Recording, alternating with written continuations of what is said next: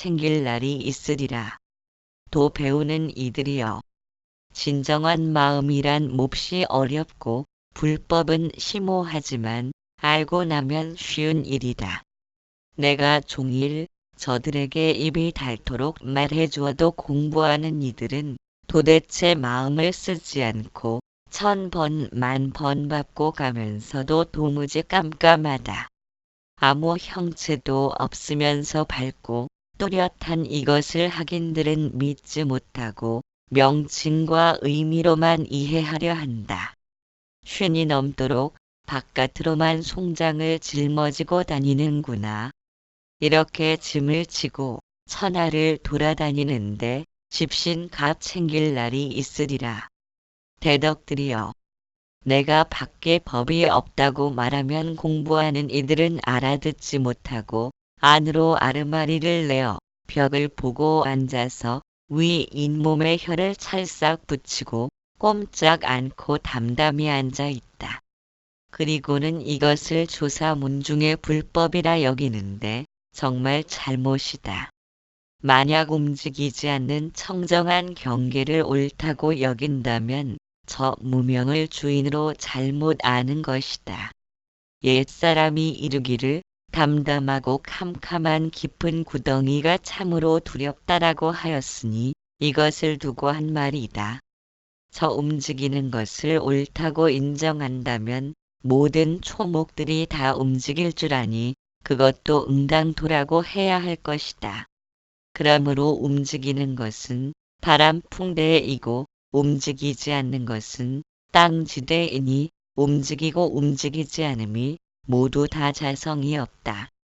그대들이 만약 움직이는 곳에서 그것을 붙잡으려 하면 그것은 움직이지 않는 곳에 서 있고 움직이지 않는 곳에서 붙잡으려 하면 움직이는 곳에 서 있어서 마치 물속에 잠긴 물고기가 물결을 치면서 스스로 뛰어오르는 것과 같다. 임재 스님은 말하길 진정한 마음이란 몹시 어렵고 불법은 심오하지만 알고 나면 쉬운 일이라고 하였다. 그런데도 학인들은 1000번, 10,000번 불법과 함께 하면서도 마음을 쓰지 않으니 밝고 뚜렷한 이것을 믿지 못하고 명칭과 의미로만 이해하려 들기에 깜깜하다고 하였다. 명칭과 의미로만 모든 것을 이해하려 한다면 텅 빔과 공함의 본성을 알아낼 수는 없다. 그것을 표현할 수 있는 언어도 없고 흉내낼 수 있는 모양도 없기 때문이다. 텅 빔과 공함의 본성을 언어로 밝히지는 못하지만 많은 선각자들이 그것에 대하여 말과 행동으로 드러낸 것을 통하여 알아차릴 수는 있다. 손가락으로 달을 가리키지만 손가락을 통해 달을 보는 안목이란 전적으로 우리에게 달린 것이다. 텅 빔과 공함에 대하여 깊이 깨닫지 못하는 사람들에게는 아무리 죽을 만치 어려운 고비를 넘겨도 마음이 열리지 못한다. 나와 내 것이라는 아상이 별로 없이 단촐하게 살아가는 사람들이라면 욕심도 없고 세상에 대한 집착도 별로 없을 것이다. 그러나 그들도 마음이 열리기란 불가능하다. 왜냐하면 공함의 본성을 알지 못하기에 세상과 육신에 대하여 꿈과 같다는 생각을 일으키지 못하므로 세상과 육신에 대하여 실제한다는 믿음이 장애로 작용하기 때문이다. 그렇기에 텅 빔과 공함의 본성에 대해 관심이 없는 종교는 수천 년이 흘러도 단지 세간을 구제하기 위한 약의 용도로서만 필요할 뿐이지 개인적인 의식에 승화된 차원으로는 이끌지 못하는 것이다. 만약 움직이지 않는 청정한 경계를 옳다고 여긴다면 저 무명을 주인으로 잘못 아는 것이다.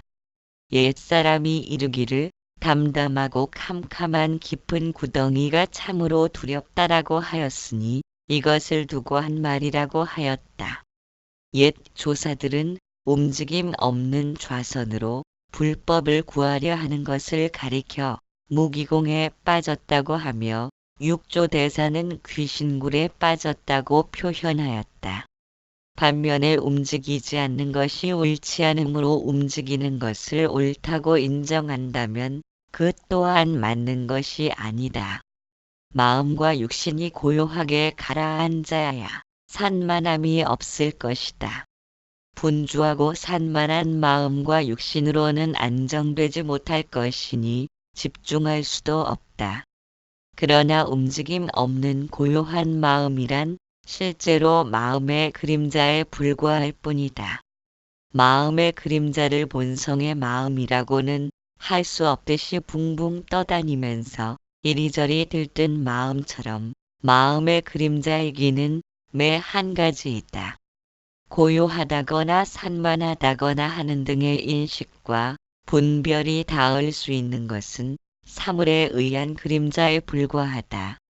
생각이 닿을 수 있고 생각이 닿기에 고요하거나 산만하다는 등의 느낌에 대하여 언어로 표현하는 것이 가능하다. 그러나 그러한 고요함과 정멸을 통하여 본성의 마음을 구하려는 무엇이 본성의 마음을 의미하는지 감 잡지 못한 것이다. 본성의 마음을 감 잡았다면 본성의 마음에 접근하려는 자체가 어리석음이라는 것을 알고 있다. 임재 스님의 말처럼 거기에는 이름 붙일 필요도 없고 그저 잡아서 쓰면 될 뿐이다. 말하고 생각하고 행동할 수 있다면 본성의 마음을 잃어버리지 않은 것이다. 본성은 아무런 자귀도 지니지 않았기에 단지 느낄 뿐이며 단지 알아차릴 뿐이며 단지 지켜볼 뿐이다. 그것에 대하여 짐작하여 헤아리는 모든 것은 망념이다.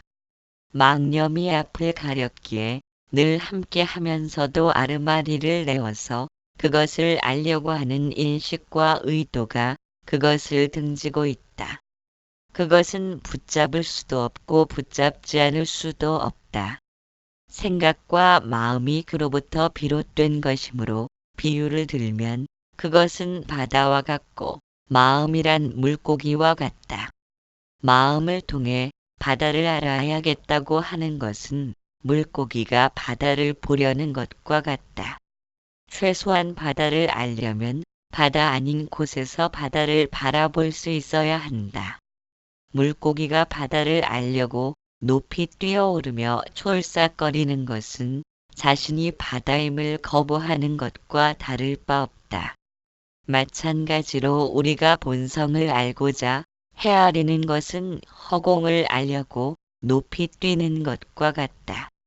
그것은 우리가 허공을 벗어나지 못하며 허공으로 숨 쉬며 살아가는 존재임을 알지 못한다는 것이다. 임재 스님이 말하는 바처럼 안으로 아르마리를 내어 벽을 보고 앉아서 위 잇몸에 혀를 찰싹 붙이고 꼼짝 않고 담담히 앉아 있다. 그리고는 이것을 조사문중의 불법이라 여기는데 정말 잘못이라면서 좌선을 무명이라고 깎아내리고 있다. 그렇다면 임재 스님의 말씀처럼 좌선도 행하지 말고 불성에 이르고자 하는 어떠한 노력도 행하지 않는 것이 옳은 일인가를 따져보지 않을 수 없다. 우리들 마음의 정원에는 보고 들으면서 만들어 놓은 욕망과 분노로 인하여 온갖 잡초들로 우거져 있다. 만일 정원을 가꾸기 위한 노력이 없다면 마음의 정원에는 온갖 잡초들로 우거질 것이다. 그러나 그것을 통해 본성에 이르고자 한다면 지나쳐갈 수밖에 없다.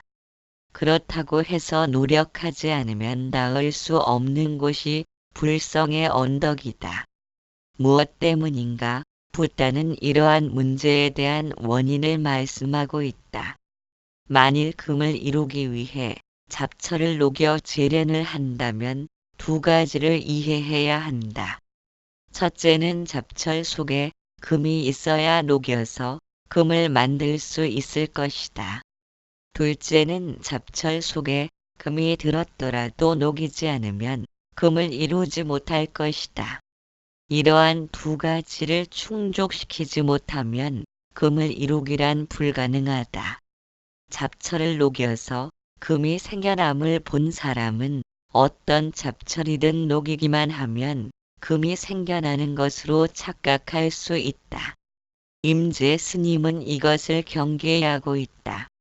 아무 것이나 붙잡고 열심히 녹이다 보면 금이 될 것이란 생각은 모래를 삶아 밥을 만들려는 것과 같다. 오랜 시간을 공들인다 해도 잡철로서 금을 만들기란 가능치 않다. 우리 역시도 자신이 이미 불성임을 알지 못한 채 녹임으로써 불성에 도달하고자 한다면 불성을 보려는 장애에 걸린 병을 앓고 있음과 같다.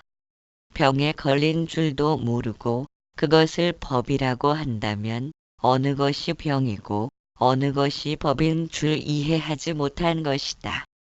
병을 붙들고 아무리 씨름을 해도 되질 않으니 이제는 반대편으로 마음이 움직이기 시작한다. 녹여보아도 마침내 금은 없다고 말한다. 그들은 임재 스님이 말한 바를 왜곡하여 녹이는 과정은 필요치 않음을 집착하게 된다. 무엇을 얻으려 녹일 것인가? 이처럼 선사들이 일컫는 노력 없음에 대한 말씀을 곡해할 수 있다. 임재 스님은 이렇게 말하는 사람들에 대하여 다음과 같이 말하고 있다. 자신의 불성을 이해하지 못한다면 산송장을 끌고 다니느라 집신만 낭비했으니 염라왕의 집신값 달라고 해서 챙길 날이 있으리라고 하였다.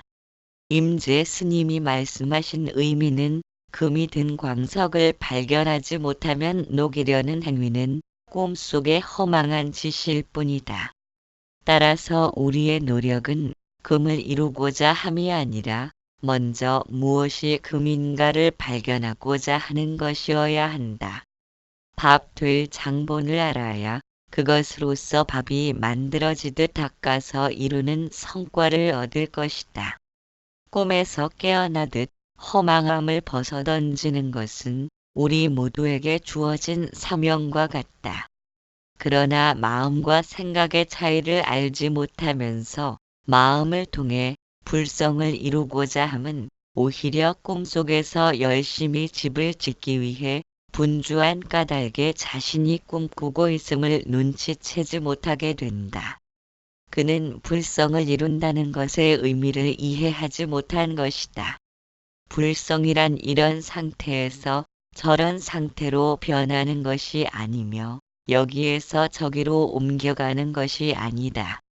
즉 꿈을 꾸고 있는 상태라고 생각하면서 꿈에서 벗어나기를 희망한다면 꿈속에서 전전하기를 멈추지 못한다.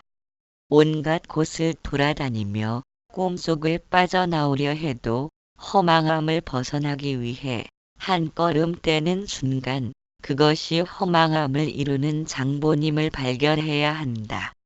만일 허망함을 벗어나려는 그것이 허망함이라는 사실을 발견했다면 우리는 아무것도 할 것이 없다. 무엇이든 하려는 것이 허망함을 만들어내기 때문이다. 답답한 현실에서의 탈피를 꿈꾸는 모든 마음의 유혹을 내려놓는 것 이외에는 방법이 없다. 꿈속을 전전하는 미혹함으로 인해서 그것을 벗어나고자 버둥거리는 것은 어두운 방을 밝히려고 무수한 촛불을 켜놓은 것과 같다. 100,000개의 등불을 밝혀서 어두운 방을 밝히려고 하지만 밝혀서 밝아지는 것은 우리의 본성이 아니다. 밝혀서 밝아진 상태가 본성이라면 밝힘이 없어 어두울 때는 본성도 없거나 어두웠을 것이다. 그렇다면 본성이란 밝음과 어두움에 따라 생겨나는 물건과 같다. 이것이 무명이며 밝혀야 본성이 나타난다고 생각하는 것은 무명의 꿈을 꾸는 것이다. 그는 무엇이든 녹이면 금을 이룰 수 있을 것이라고 생각하는 어리석음을 행하고 있다. 본성을 밝히려는 바가 무명이라는 것은 밝음과 어둠을 제각각 존재하는 실체라고 생각하기 때문이다. 밝음과 어둠은 번갈아 교차함으로 둘아님으로 존재한다. 그런데도 밝음과 어둠은 서로 다른 차원에서 존재하므로 하나로 합칠 수도 없다. 밝음과 어둠이 나타날 수 있는 것은 어디에도 물들지 않는 허공의 성품이 존재하기 때문이다. 우리들 본성도 허공과 같다. 어디에도 물들지 않으며 기쁨과 슬픔에 전혀 영향받지 않는다. 그렇기에 허공에서 밝음과 어둠이 나타난 것처럼 불행과 행복이 모습을 드러낸 것이다. 우리가 행복과 불행을 느낄 수 있는 것은 과거의 기억으로 얼룩진 인식의 늪에서 살고 있기 때문이다. 우리가 무엇을 행하든 그것은 인식의 늪에서 행해지는 것이다. 그러므로 임재 스님은 말하길 그대들이 만약 움직이는 곳에서 그것을 붙잡으려 하면 그것은 움직이지 않는 곳에 서 있고 움직이지 않는 곳에서 붙잡으려 하면 움직이는 곳에 서 있어서 마치 물속에 잠긴 물고기가 물결을 치면서 스스로 뛰어오르는 것과 같다. 고 하였다. 자석의 한 극단을 취하기 위해 아무리 잘라 내도 끝없이 양극단은 생겨날 것이다. 그렇기에 의도를 지니고 본성을 붙잡으려는 것은 본성과는 어긋난 길로 접어들게 된다. 꿈속을 전전하면서 무언가를 행한다는 것은 꿈속인 줄 모르기 때문이다. 그래서 스스로는 알아차리기 힘든 무명의 존재라고 부른다. 세 가지 근기. 대덕들이여. 움직임과 움직이지 않음은 두 가지 경계이니 의지함이 없는 도인이라야 움직임도 쓰고 움직이지 않음도 쓰는 것이다. 제방의 학인들이 찾아오면 여기 나는 세 가지 근기로 끊는다. 중하근기가 오면 경계만 빼앗고 그 법은 없애지 않으며 중상근기가 오면 경계와 법을 함께 빼앗으며 맨 으뜸근기가 오면 경계와 법과 사람을 다 빼앗지 않는다. 만약 격을 벗어난 견해를 가진 사람이 오면 여기 나는 전체로 작용하여 근기를 따지지 않는다. 대덕들이여.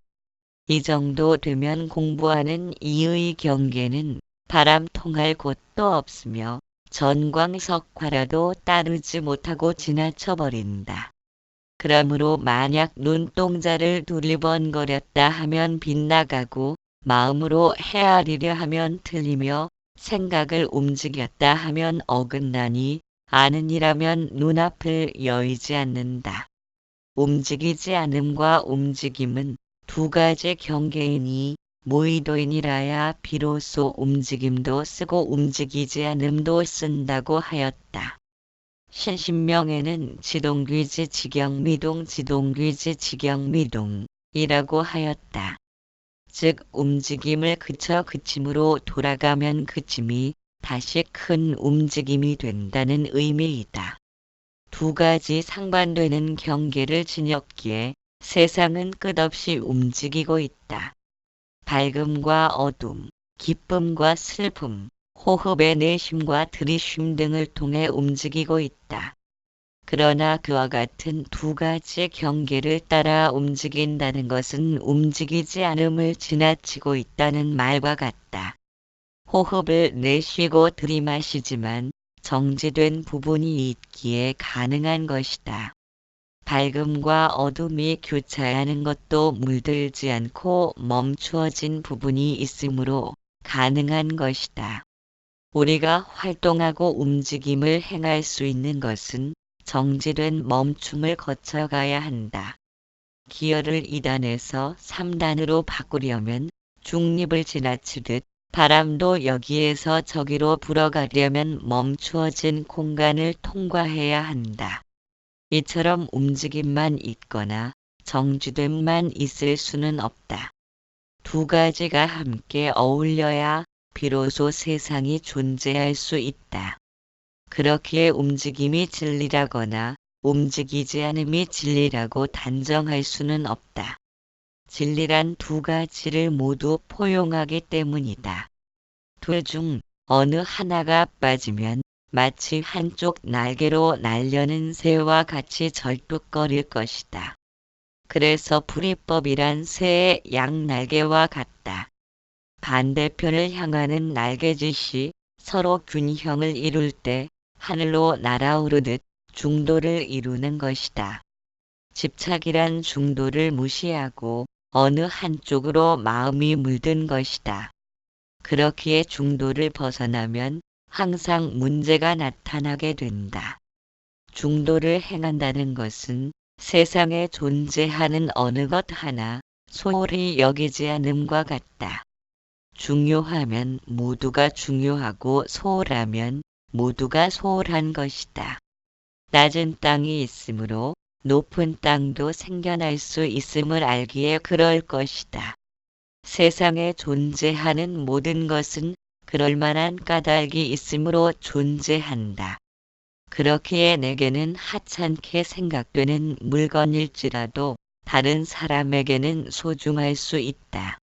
내 입장을 떠나 세상에 눈을 지니면 삼라만상의 모든 사물이 비록 말하지는 않아도 스스로에게 부여받은 자신의 역할에 충실하고 있음을 알게 된다. 하물며 인간이라면 더욱 그럴 것이다. 나와는 뜻이 안 맞는 사람일지라도 그것이 그 사람의 생존 방식이다. 그렇기에 자신과 뜻이 안 맞는 사람들에 대해서도 이해와 관용의 정신을 베풀 수 있어야 한다. 육신도 마찬가지이다. 육신이 아무런 앙탈도 부리지 않고 건강하다면 그 또한 좋다고만 할 수 없다. 무탈하던 육신이 언젠가는 자신을 훌쩍 떠나 매정하게 사라지면 더욱 참담함을 느낄 것이기에 그럴 것이다. 임재 스님이 말씀한 바와 같이 무의도인이라야만 두 가지 경계를 모두 쓴다는 것은 어디에도 물들지 않기 때문이다.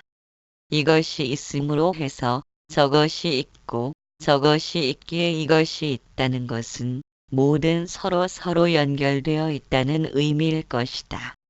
우리는 삶으로부터 무언가를 구걸하기 위해 존재하는 것은 아니다.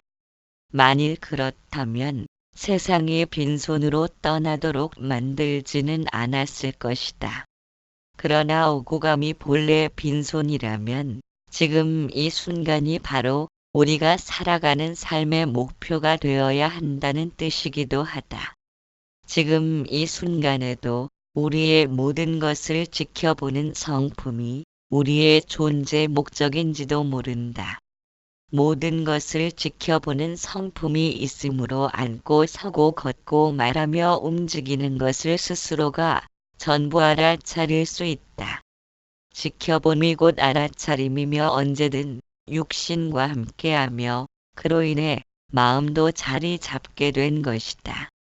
만일 그렇다면 지켜봄에 대하여 그것을 설명하려 들거나 짐작하여 헤아리고자 한다면 그것은 틀린 것이다. 지켜봄 자체가 우리의 몸과 마음의 전부인데도 그것을 놓치고 있는 까닭이다. 내 몸을 내 손으로 잡아들일 수는 없다. 손도 내 몸의 일부이기 때문이다. 그렇다면 깨달음을 성취하고자 애쓰는 것은 내 몸을 내가 쫓아다니는 것과 같다. 임재 스님은 학인들이 오면 세 가지 근기로 끊는다고 한다. 중하근기가 오면 경계만 빼앗고 그 법은 없애지 않는다는 것은 좋고 나쁜 경계에 매달린 마음은 빼앗지만 깨달음을 성취하려는 법은 없애지 않는다는 것이다. 그들의 마음은 병에 걸린 것과 같아서 치료약이 필요한 때문이다. 중상 근기가 오면 경계와 법을 함께 빼앗는다고 하였다. 그들은 좋고 나쁜 경계를 넘어선 사람들이기에 경계도 빼앗고 치료약도 그들에게는 필요치 않으니 경계와 법을 함께 빼앗는 것이다. 가장 으뜸 가는 근기가 오면 경계와 법과 사람을 빼앗을 필요가 없다. 그는 허공과 같기에 빼앗길 만한 어떠한 것도 존재하지 않는다. 그러나 만약 격을 벗어난 견해를 가진 사람이란 전체로 작용하여 물고기가 바다가 된 것이니 이미 허공이다. 허공에 무슨 근기가 있겠는가? 물고기가 바다가 되면 모두가 통틀어 전체로 존재함을 이해한다. 만약 학인들이 무언가를 얻고자 눈동자를 두리번거렸다 하면 빗나가고 마음으로 헤아리려 하면 틀리며 생각을 움직였다 하면 어긋나는 것이다. 그러므로 아는 이라면 바람 통할 곳도 없으며 전광석화라도 따르지 못하고 지나쳐버리듯 눈앞을 여의지 않는다고 하였다. 그들은 본성 아님으로 행해지는 것은 아무것도 없기 때문이다. 이와 같이 지켜봄이라는 본성의 마음을 모두가 지녔으면서도 좋고 나쁨에 평등하지 못하고 밉고 곱고에 따라 차별된 마음을 사용하기에 집착하고 번뇌로 물들어 고통을 겪는다. 원각경에서는 이르길 지각하는 성품은 허공과 같으며 허공인 줄 아는 것도 곧 허공꽃의 모양이로되 또한 지각하는 성품이 없다고도 말할 수 없으니 있고 없음을 함께 보내면 이를 곧 정각에 이른다고 말하느니라. 라고 하였다. 우리가 바른 깨달음에 이르지 못하는 것은 지켜봄을 인식하는 그것이 허망한 성품이라는 것을 이해하지 못한 까닭이다. 즉 생각하는 모양을 실체로서 여기는 탓으로 과거라는 인식의 늪에서 벗어나질 못한다. 무명을 벗어나기 위한 노력도 결국은 인식의 늪에서 행해지고 있다. 꿈을 벗어나기 위한 노력이란 여전히 꿈꾸고 있음을 눈치채지 못한 것이다. 이와 같이 마음에 대하여 자귀적인 의도를 일으키는 것은 남쪽을 북쪽으로 알고 가는 사람처럼 무명에 빠진 것이다. 무언가를 의도하며 추구한다는 것은 아상을 통해 이루려는 것이기에 아상의 꿈을 꾸고 있다. 도달해야 할 불성의 언덕이 따로 있는 것이 아니라 스스로가 이미 존재하는 불성을 아상의 집착으로 가로막고 있을 뿐이다. 돌멩이든 구름이든 허공의 눈으로 보면 그들은 서로 다른 무엇이 아니다. 돌은 부서져 흙으로 티끌로 결국은 허공으로 돌아가며 삼라만상도 마찬가지이다. 세상의 맨 처음이 시작된 것은 아무것도 없던 우주에서 하나의 티끌이 생겨나면서부터이다. 티끌이 뭉치면서 폭발하는 것을 빅뱅이라고 한다. 무수한 빅뱅에 의해서 우주에는 수많은 별들이 존재하게 된 것이라고 한다. 빅뱅도 무언가가 있어야 폭발이 일어나지만 아무것도 없다면 거기에는 폭발이 있어날 수 없다. 그러나 아무 것이 없다 해도 거기에는 티끌이 생겨나게 된다. 움직임 없음만 있거나 움직임만이 존재할 수는 없기 때문이다. 이와 같은 허공의 눈에는 부처도 없고 중생도 없으며 깨달음도 없고 깨닫지 못함도 없다. 왜냐하면 있음이 곧 없음이며 없음이 곧 있음이기 때문이다. 그러나 중생의 눈에는 있음과 없음이 다를 바 없음을 보지 못한다. 부처는 부처이고 중생은 중생이어야만 한다. 이것은 저것이 아니어야 하고 있음은 없음이 아니어야 한다. 내면이 언어의 상대적인 관념으로 물들었기 때문에 긍정과 부정을 함께 이루거나 있음과 없음이 동시에 존재하는 것에 대해서 언어로 표현하기에는 아무짝에도 쓸모없는 물건임에 틀림없다. 모두가 일체라면 거기에서 무엇을 깨달을 것이며 또한 무엇을 깨닫지 못했다고 말할 것인가. 그것을 일컬어 무명의 깊은 잠에서 깨어났다고 말한다. 내딛는 한 걸음이 산을 오르기 위한 수단이면서 동시에 존재하기 위한 목표가 되었을 때 추구하는 목적을 지닐 필요는 없을 것이다. 자신의 수단과 목적을 매 순간 지니고 있는 사람은 세상에 매달리지 않는다. 삶은 끝없는 흐름의 연속된 과정임을 이해한 때문이며 집착이란 삶의 본성인 흐름을 거부하고 저항하려는 데서 비롯된 것임을 아는 까닭이다. 집착이란 존재의 본질인 텅 빔과 공함의 벽에 부딪혀 슬픔을 잉태하기 때문에 부정적인 사고로 변질될 수밖에 없다. 우리에게는 완전함도 없으며 결론지어짐도 없다. 왜냐하면 우리가 바로 세상의 흐름이다. 그런데도 이것과 저것을 가늠하면서 좋고 나쁜 양변에 매달린 마음은 어느 한쪽을 선택할 수밖에 없다. 선택은 갈등을 낳고 갈등은 고통의 원천이 되고 있다. 이처럼 취사 선택에 길든 우리는 마음속에 그토록 많은 절망과 아쉬움이 가득 찬 가슴을 안고 사는 것이리라.